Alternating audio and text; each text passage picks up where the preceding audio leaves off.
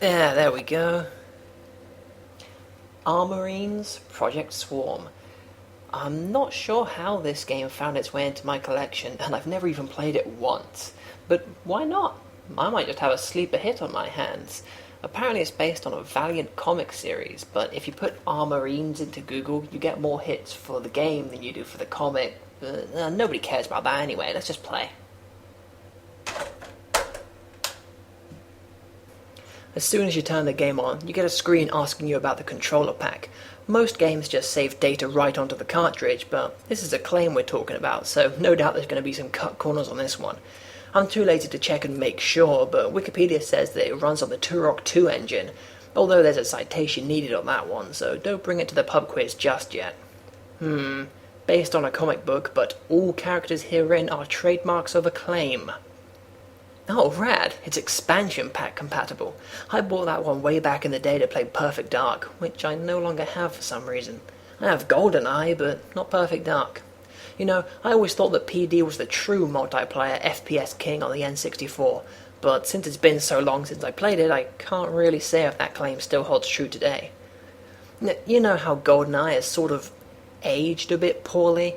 I ran through a little bit of the single player to warm up for Armorines, and the controls are kind of fiddly, it's imprecise, and a lot of the time you're just letting the auto-aim do all the work.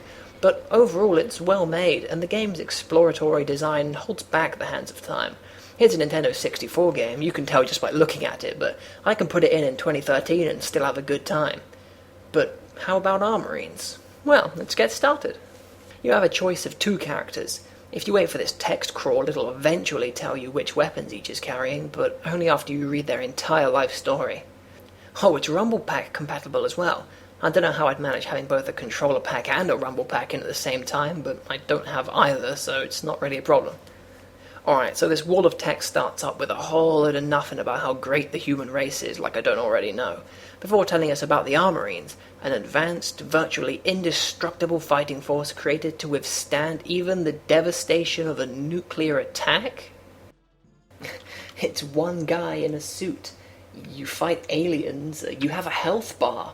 I don't know how much HP a nuclear strike takes off, but it's gotta be quite a lot. Alright, read all that shit, let's go. Oh, for fuck's sake. Now this asshole is telling us to go to Siberia and check out some alien eggs that have appeared. Our objectives are to restore power to the base transport and keep a lookout for anything strange. I can do that. Oh, that's not bad. It just looks like GoldenEye. Whoa, shit! Keep an eye out for anything strange, they said. The very first thing you see is this giant monster. You know, there's a thing called suspense, guys. Jeez.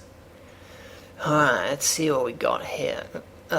Inverted aiming controls. I can't deal with that. I gotta change it. Okay, we've got control stick vert. That'll be the one. 1. Okay. Nope, that hasn't changed anything. 2, 3, 4. What is this? Oh, I get it. This is sensitivity. Yeah, okay, well that doesn't help me with the inversion thing. There are alternate control types. Of course, it doesn't tell you what each type actually changes, and none of them seem to invert the axis. Alright, it is the N64. You just have to get used to it. But there lies the first problem I found with Armorines. The controls are atrocious. Walking around is a hassle, aiming is just impossible, and check out this auto-aim for fuck's sake. Oh, and I guess there are multiple people in the Armorines, like this guy who runs away at the very start of the level and just disappears out of existence. Oh, and you change weapons by holding down the A button and moving the stick. That one took me a while to find out. Speaking of which, what am I doing? I'm supposed to find some doctor, but he's not in any of these houses. Eventually I found this little side path, and there he is. The text makes him seem all calm and collected, but he's actually yelling, "Help!" over and over again. Help! Help!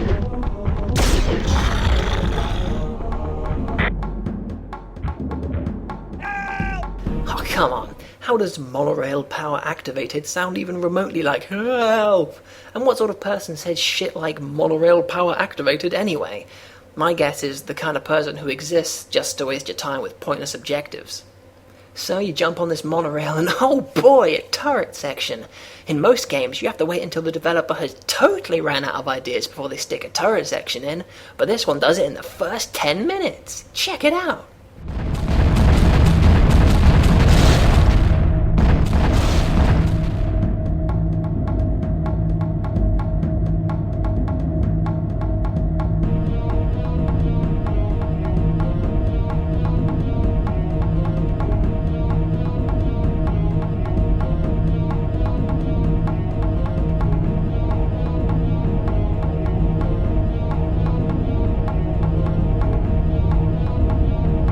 Pretty fun, huh? So that's level 1-1. 1-2 starts you off on the turret, blasting away at the aliens who I'm not sure even realize I'm there. This goes on for a little bit until it stops, you push a button and you get back on and it goes again. Oh, I guess I was the one who said monorail power activated. Whatever, who cares? The level wasn't long enough, so they put in this little bit to pad it out. Then it's more shooting. Yay! They have made their own game into a tedious and boring chore within the first 15 fucking minutes. After that shit's over, you hop off and walk through... Oh shit, it's electrified. Fuck, it took out like 70% of my health in less than a second. I thought this asshole was wearing a super suit. What, he can survive a nuclear blast, but not 1 full second of direct contact with electricity? Anyway, you turn around and push a button to lower the field. Fuck me, this game just saps the fun right out of you. It's so boring. And let's not forget, you're a super soldier fighting alien bastards. It should be awesome, but the controls are abysmal, the level design is atrocious, even the enemies look like they're literally stolen from Starship Troopers. The electric fence is now deactivated. I guess nobody said that. Maybe this big fucking alien bastard said it. I'm dead. Stupid electric fence. Oh, and when you die, you start from the beginning of the level. As if the game couldn't get even more tedious, they managed to sneak in just another little way to piss me off. So you drag your ass back through all that shit, kill the thing, and that's the end of the level. You just walk into a wall, and it ends. Level 1-3 has you walking into a load of big empty rooms, shooting aliens, and walking all over the place trying to find buttons to push, because that's all this game is. Now, don't get me wrong, I'm not starting to lose the will to keep playing. I'm starting to lose the will to fucking live. I can honestly say that this is one of the worst games I have ever played. It's not buggy or even that poorly conceived, but it's just so dull. The controls make everything you do feel like it takes 3 times longer than it should.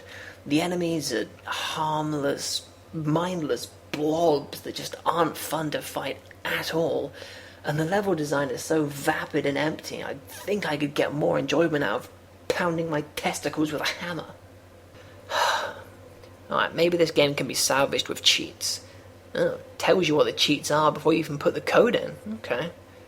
Yeah, pen and ink mode. Sounds like it might be interesting, at least. I don't believe it.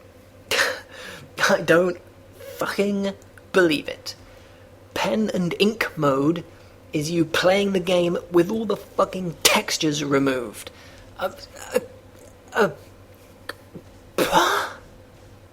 Okay, I was wrong. Armorines Project S.W.A.R.M is not a sleeper hit.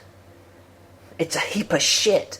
It's like one of those games where it gets made, but then nobody buys it, nobody plays it, nobody talks about it, nobody even thinks about it ever again.